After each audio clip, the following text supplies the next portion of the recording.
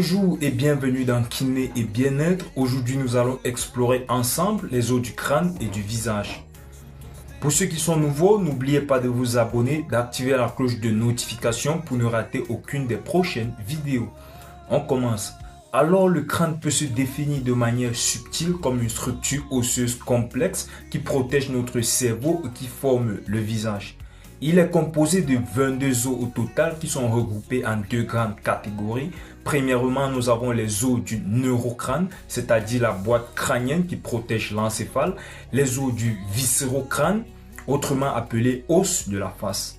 Les os du neurocrâne qui forment une sorte de coffre autour du cerveau sont au nombre de 8, à savoir l'os frontal qui constitue le front et la partie supérieure des orbites, deux os pariétaux qui forment la plus grande partie des parois latérales du toit du crâne, deux os temporaux qui se trouvent à proximité des oreilles et qui abritent les structures importantes pour l'audition et l'équilibre, l'os occipital qui se trouve à l'arrière et à la base du crâne. Il représente le foramen magnum qui est l'ouverture par laquelle passe la moelle épinière, l'os phénoïde qui se trouve également à la base du crâne et qui a une forme de papillon, et enfin l'os ethmoïde qui est placé entre les orbites.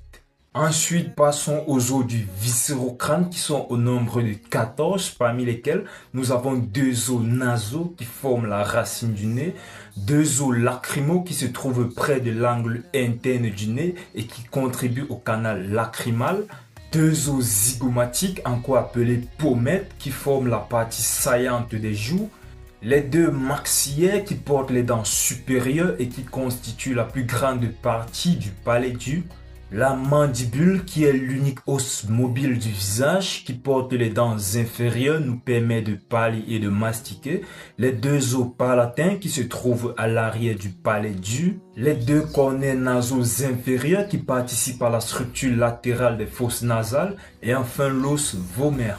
Comme remarque, il est important de noter que chez le nourrisson, les os du crâne ne sont pas encore soudés. Ils sont reliés par des fontanelles qui sont des zones molles qui permettent au crâne de se déformer légèrement pendant l'accouchement et au cerveau de se développer rapidement dès les premiers mois. C'est la fin de cette vidéo. Si elle vous a plu, n'oubliez pas de liker et de la partager. Je vous donne rendez-vous pour une prochaine vidéo. Héros en blouse et planche, lumière au Cameroun, tu portes nos espoirs sous le clair de la lune.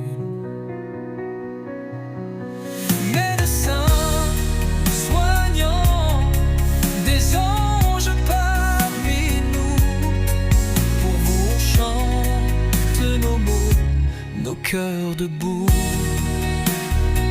Dans